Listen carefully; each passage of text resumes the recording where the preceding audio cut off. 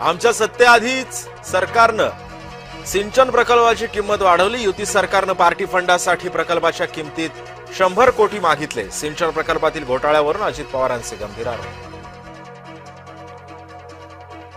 अजित पवारांना 25 वर्षांनंतर आता या विषयाची आठवण झाली. माजी मंत्री एकनाथ खडसेंची प्रतिक्रिया. पार्टी फंडासाठी असा कुठला निर्णय झाल्याचं आठवत नाही, दिली माहिती. पनवेलमध्येही भाजपचे कार्यकर्ते पैसे वाटत असल्याचा आरोप. प्रभाग क्रमांक 17 मध्ये मनसे कार्यकर्त्यांनी रंगे हात पकडल्याचा दावा.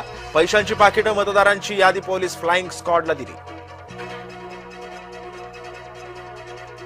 राज्यातील 29 मनपा क्षेत्रातील प्रचार थांबला. गुरुवारी मतदान. राज्य निवडणूक आयोगाची मतदानाच्या तयारीसाठी लगबग.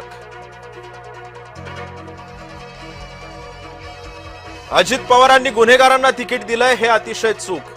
मी माझी नाराजी त्यांच्याकडे व्यक्त केली आहे. The encounter with Vrushali Kadam या विशेष शो मधून फडणवीसांचं मोठं वक्तव्य.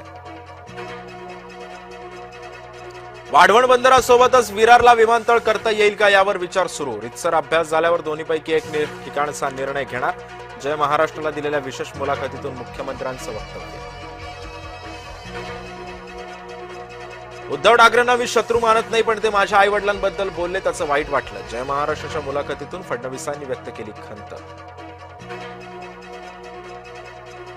मुंबई, ठाणे, पुणे, नाशिक, नागपूरमध्ये महायुतीचाच विजय होणार. मुख्यमंत्री फडणवीसांनी जय महाराष्ट्राला दिलेल्या मुलाखतीतून व्यक्त केला विश्वास. 29 पैकी 27 महानगरपालिकांमध्ये बसणार महायुतीचाच महापौर. मुख्यमंत्र्यांची ग्वाही.